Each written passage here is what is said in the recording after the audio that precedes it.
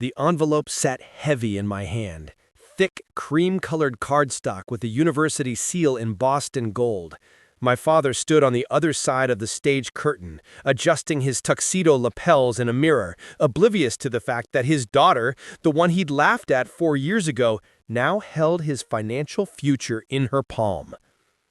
Outside, 2,300 graduates buzzed with excitement, their families clutching bouquets and cameras. My heels clicked against the polished wood as I approached him, diploma tucked under one arm, and I wondered if he'd recognize the weight of what I was about to deliver, or if he'd need the same lesson twice. 4 years earlier, I stood in our kitchen holding a yellow envelope from the admissions office. The letter inside confirmed my acceptance to Westbridge University with a partial scholarship. 30,000 covered, 28,000 still needed. My hands trembled as I showed it to Dad, who was assembling centerpiece prototypes for his upcoming wedding to Vanessa, a woman he'd been dating for 8 months. "That's great, sweetie," he said, not looking up from a cascade of silk roses. "Really proud of you." I set the letter on the counter between us. "I need to talk about the college fund." He paused, glue gun hovering. "What about it?" "Mom set it aside before she passed. You've been managing it. I need to access it for tuition." Dad set down the glue gun and wiped his hands on a rag.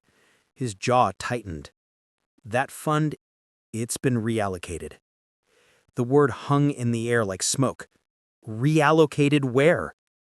He gestured vaguely toward the dining room, where fabric swatches and catering menus sprawled across the table. "The wedding.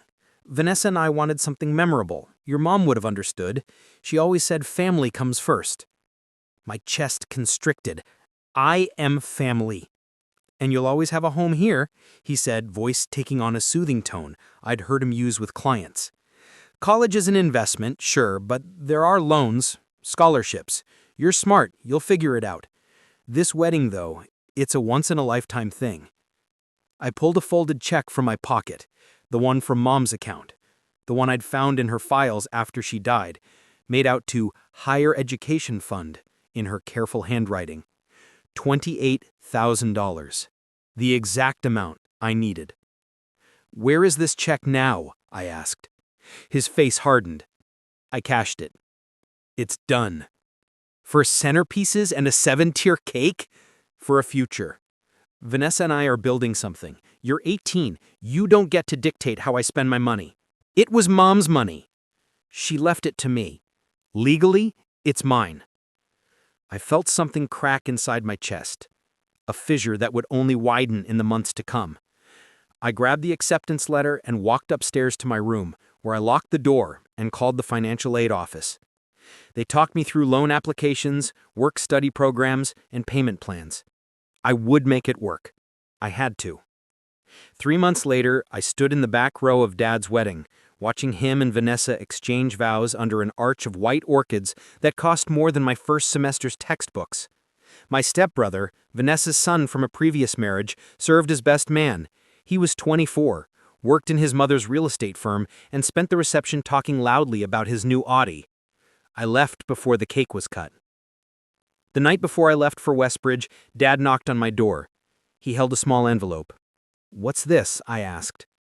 "A little something to help you get started." I opened it. $500 in cash. I stared at the bills, then at him. "You spent $56,000 on a wedding?" "Don't be dramatic." "I'm not. I did the math. Venue, catering, flowers, dress, band, photographer, it's all in the invoices I saw on the dining room table." His face reddened. "You went through my papers?" "They were sitting out. And yeah, I looked because I wanted to see what $28,000 of my future bought." I held up the cash. "This is a joke." He snatched the money back. "Fine. If you're going to be ungrateful, keep it." He turned to leave. I called after him. "I'll pay for college myself, but don't expect me to forget this." He paused in the doorway, looked back.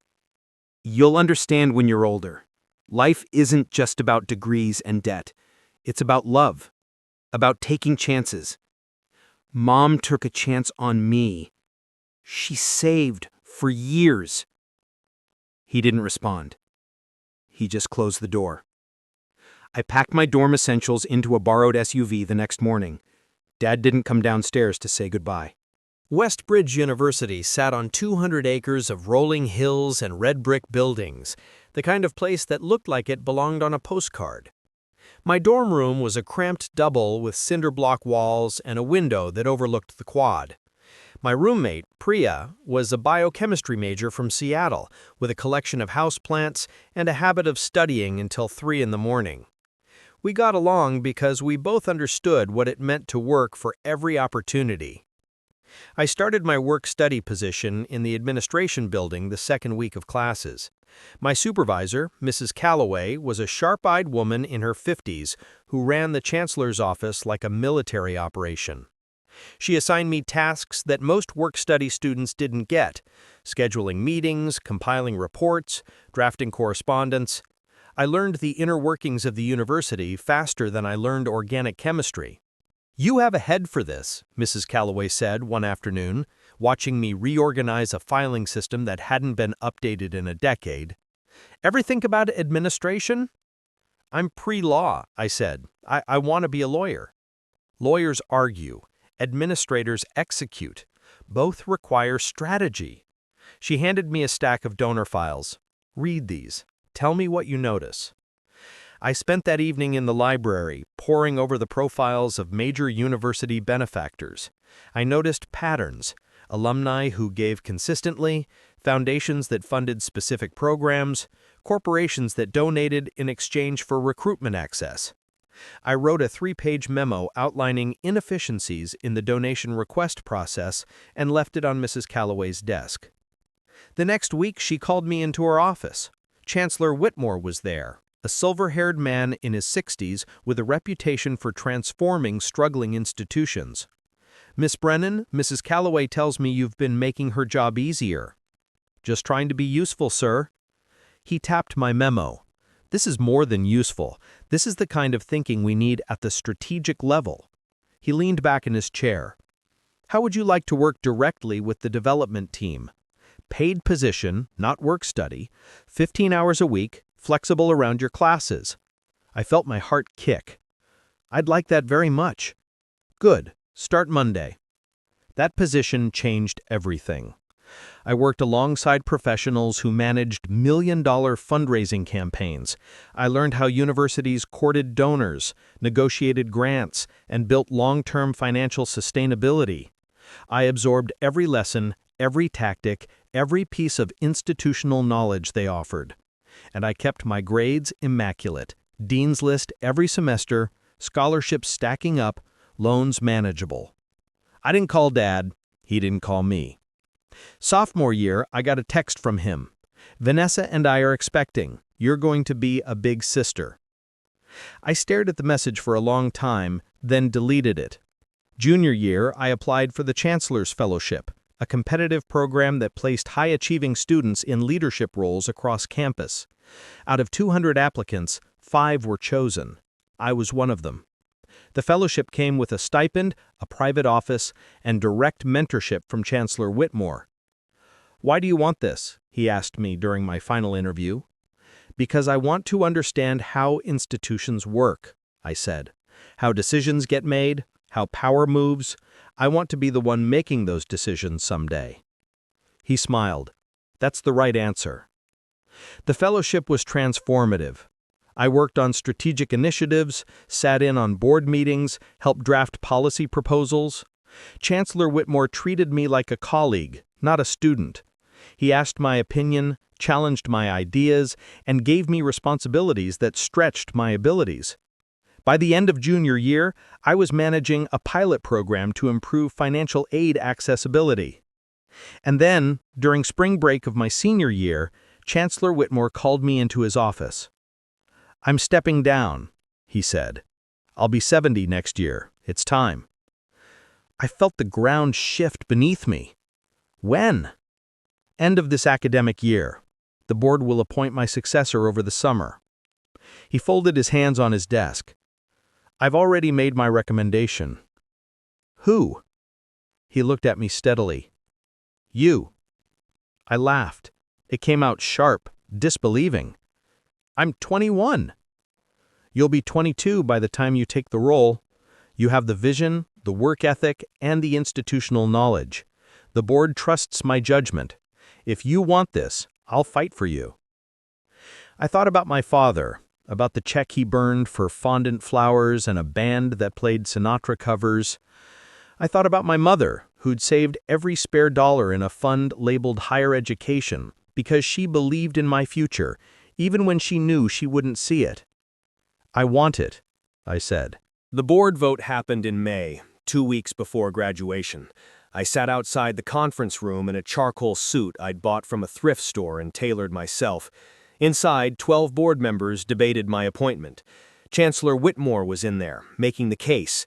I could hear muffled voices through the heavy oak door, rising and falling like a distant tide. Mrs. Calloway sat beside me, hands folded in her lap. You'll be fine. What if they think I'm too young? Then they'll say no, and you'll do something else impressive. She squeezed my hand. But they won't. The door opened. Chancellor Whitmore stepped out, face unreadable. Then he smiled. Congratulations, Chancellor Brennan. The room tilted.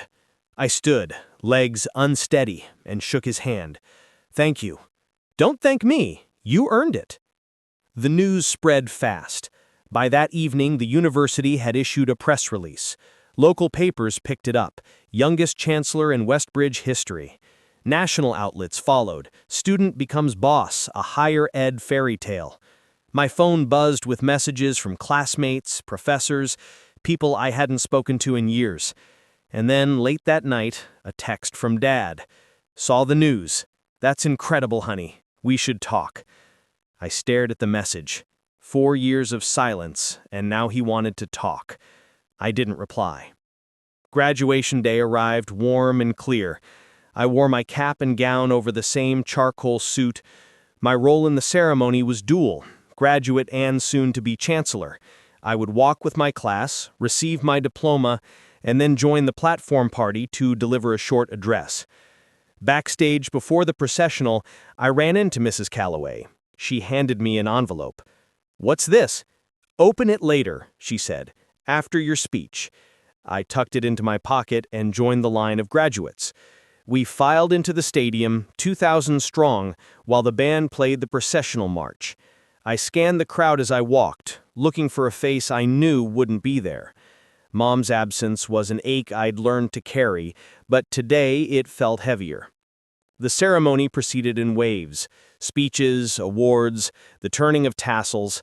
Then Chancellor Whitmore introduced me. It's my great honor, he said, to present our next leader. She arrived at this university with nothing but determination, and she leaves it with the keys to the kingdom. Please welcome your new chancellor, Elena Brennan. The applause was thunderous. I climbed the steps to the podium, notes in hand, and looked out at the sea of faces.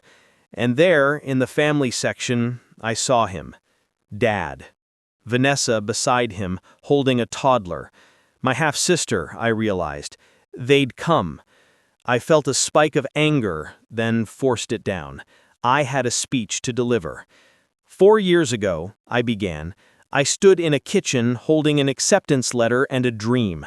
Someone told me that dream wasn't worth investing in, that there were more important things than my education. I paused. They were wrong. I talked about resilience, about the students who worked 2 jobs to pay tuition, about the single parents who attended night classes, about everyone who fought for a seat at the table. I talked about institutional responsibility, how universities must do better by the students who need them most. We will expand financial aid, I said. We will eliminate hidden fees. We will ensure that no student has to choose between groceries and textbooks. Education is not a luxury, it's a right. And as long as I'm in this role, Westbridge will honor that. The applause was deafening. I stepped down, handed my notes to Mrs. Calloway, and walked off stage. Dad was waiting in the corridor, Vanessa and the toddler trailing behind. Elena, he said, arms open for a hug. I stopped 3 feet away. What are you doing here? I wanted to see you graduate, to congratulate you." He gestured to Vanessa. "We both did." I didn't RSVP. "I thought it'd be a nice surprise." I looked at Vanessa, who offered a tentative smile. The toddler clung to her leg, staring at me with wide eyes. My half-sister, I realized. They'd come. I felt a spike of anger, then forced it down. I had a speech to deliver. "Thank you for coming," I said, voice flat. "I have meetings." "Wait." Dad reached into his jacket. "I brought you something." He handed me a small gift bag. Inside was a framed photo of the three of us, me, Mom, and Dad, when I was 8. We were at the beach, laughing, soaked from the waves. I stared at it, throat tight. "I thought you'd want it," he said. "For your new office?" I handed it back. "I don't need it." His face fell. "Alina, I know I made mistakes." "You didn't make mistakes. You made choices." I pulled the envelope Mrs. Calloway had given me from my pocket. "And I'm making my mind." Dad opened the envelope slowly, brow furrowed. Inside was a single sheet of paper, printed on university letterhead. His eyes scanned it, once, twice, then his face went pale. "What is this?" "A bill," I said, "for the education you refused to fund." The paper detailed every cent I'd paid. Tuition, fees, books, housing. $58,000 across 4 years, broken down by semester. At the bottom, a note. "Debt transferred to Mr. Richard Brennan per institutional policy regarding parental financial responsibility. Payment due within 30 days. Dad's hands shook. "This is a joke." "It's not." Vanessa leaned in, reading over his shoulder. Her expression shifted from confusion to alarm. "You can't do this," Dad said. "This isn't legal." "Actually, it is," I replied. "As Chancellor, I have discretion over debt collection and reallocation. The board reviewed your financial history. You had the means to pay. You chose not to. The university considers that a form of educational negligence." "Educational negligence?" He barked a bitter laugh. "You're making that up. Check the policy manual, Section 12, subsection 4. It's been on the books since 2003. Nobody enforces it because most parents don't liquidate their child's college fund for a wedding." I kept my tone even, professional. "But in cases of documented financial abandonment, the institution can recover costs from the responsible party." Vanessa touched Dad's arm. "Richard, we should talk to a lawyer." "Go ahead," I said. "You'll find the policy is airtight. Chancellor Whitmore made sure of it when he revised the manual last year. He asked for my input, actually." I let that sink in. I told him about my situation. He agreed it was worth addressing. Dad's face flushed red. "This is revenge. This is accountability." He stepped closer, voice dropping. "I'm your father. And I'm the person you left to drown." I held his gaze. "You want to talk about family? Family doesn't burn someone's future for floral arrangements. Family doesn't ghost their kid for 4 years and show up expecting applause." Vanessa pulled the toddler back, sensing the tension. The child whimpered. Dad's jaw worked. "I can't pay this." "Then we'll set up a payment plan. 10 years, reasonable interest. You'll be 70 when it's paid off." I tilted my head. "Unless you want to liquidate something, maybe sell the Audi. I heard your stepson just upgraded." His hands clenched. "You've become cruel." "I've become careful," I corrected. "There's a difference." Vanessa spoke up, voice tight. "We have a daughter now. We can't afford this." "Then maybe you should have thought about that before spending what amounted to her college fund on a party." I looked at the toddler, felt a pang. "She's going to need an education someday. Consider this a lesson in priorities." Dad crumpled the paper in his fist. "I won't pay." "Then the university will pursue collections. Wage garnishment, asset liens, the works." I kept my voice calm. "It's your choice." He stared at me, and for the first time I saw something in his eyes that wasn't anger or dismissal. It was recognition. He was finally seeing me, not as the daughter he could placate with $500 and empty promises, but as someone who'd grown beyond his reach. "I thought you'd be bigger than this," he said quietly. "I am," I replied. "That's why I'm giving you a chance to make it right." He shoved the crumpled bill into his pocket and turned to leave. Vanessa followed. the toddler on her hip. They disappeared into the crowd of families and graduates, swallowed by the noise. I stood there, alone in the corridor, and felt the weight of 4 years lift slightly. Not gone, just lighter. Mrs. Calloway appeared at my elbow. That was hard to watch. It was harder to live. She handed me a bottle of water. You know he'll challenge this. Let him. The policy is solid. And if he pays? I took a sip. Then maybe he'll understand what it cost me to get here. She nodded, squeezed my shoulder, and walked away. I returned to the reception where faculty and students congratulated me, where donors pressed my hand and promised support for my initiatives. I smiled, thanked them, played the role, but my mind was on that crumpled bill in my father's pocket, and on the little girl who looked like me at 8. 3 weeks later, I received a letter from Dad's lawyer. It threatened legal action, called the bill harassment, and demanded I rescind the debt. I forwarded it to the university's legal team. They sent back a polite, impenetrable response, citing every relevant statute and precedent. The lawyer went quiet. A month after that, I received a check. Not from Dad, from Vanessa. The note attached read, "I didn't know the full story until recently. Richard is stubborn, but I'm not. This is a start. I hope we can rebuild." The check was for $5,000. I stared at it for a long time. Then I deposited it and applied it to the first installment of the payment plan. My first official day as Chancellor began at dawn. I arrived at the administration building while the campus was still quiet, the air cool and dew-heavy. My office was on the 3rd floor, a spacious room with tall windows overlooking the quad. Mrs. Calloway had already set up my desk, computer, files, a nameplate that read Chancellor Elena Brennan in gold letters. I set down my bag and walked to the window. Students were starting to cross the quad, heading to early classes. I watched them, thinking about all the fights ahead. Budget cuts to resist, programs to protect, policies to reform. The weight of the role settled on my shoulders, but it didn't feel crushing. It felt like purpose. A knock at the door. Mrs. Calloway entered with coffee. "Thought you'd need this." "You thought right." I took the mug. "What's on the agenda?" "Board meeting at 10, donor lunch at noon, press interview at 3, and you have a visitor." I frowned. "Who?" "He didn't give a name, just said he was your father." My grip on the mug tightened. "Send him in." Dad appeared a moment later, looking older than I remembered. His suit was rumpled, his face drawn. He held a folder. "I'm not here to fight," he said.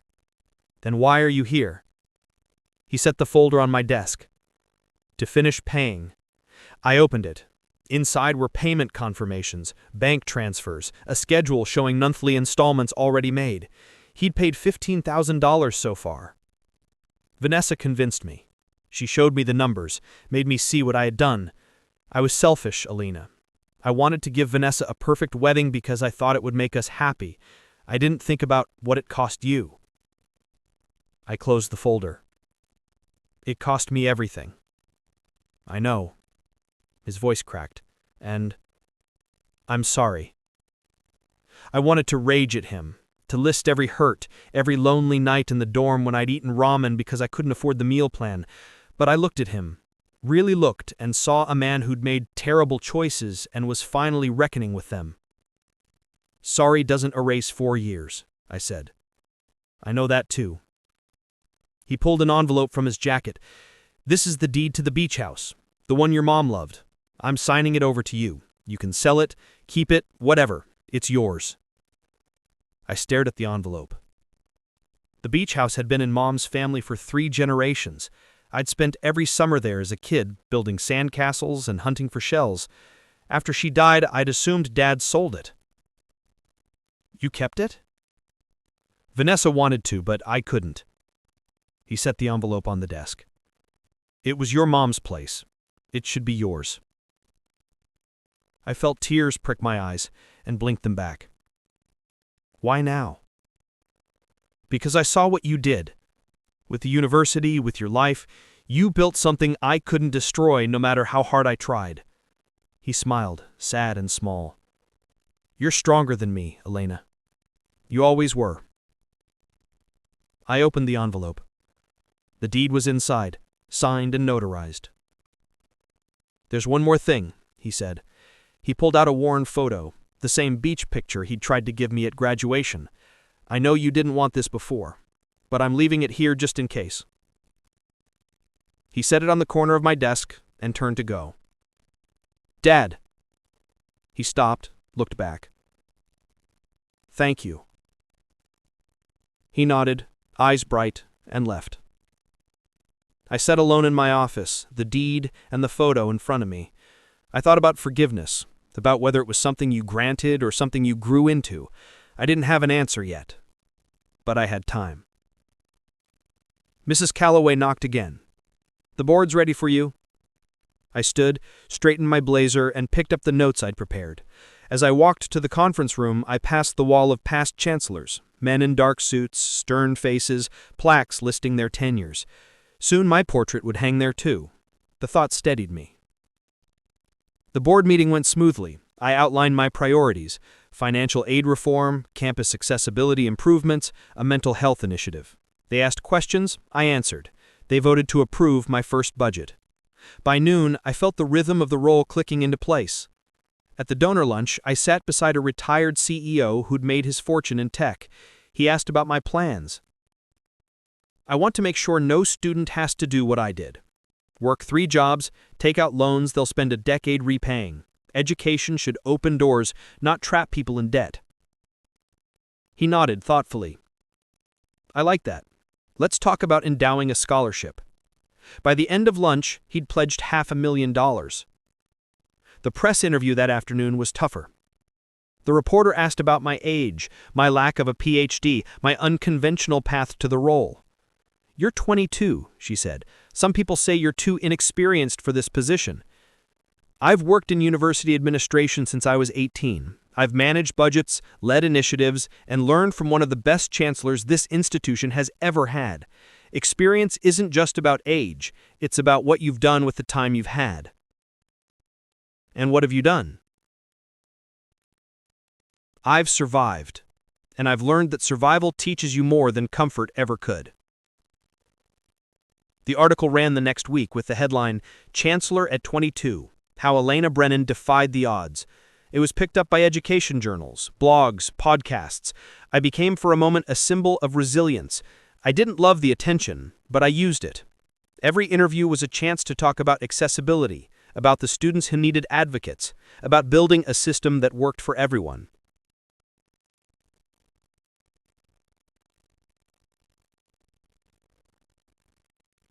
Six months into my tenure, I established the Elena Brennan Opportunity Fund, a scholarship for students from low-income families funded by donations and a portion of my own salary.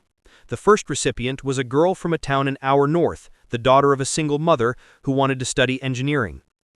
She reminded me of myself. I kept the beach house. On weekends, when the weight of the chancellery felt too heavy, I drove out there and walked the shore. I thought about Mom, how proud she'd be. I thought about Dad, who called once a month, tentative but trying.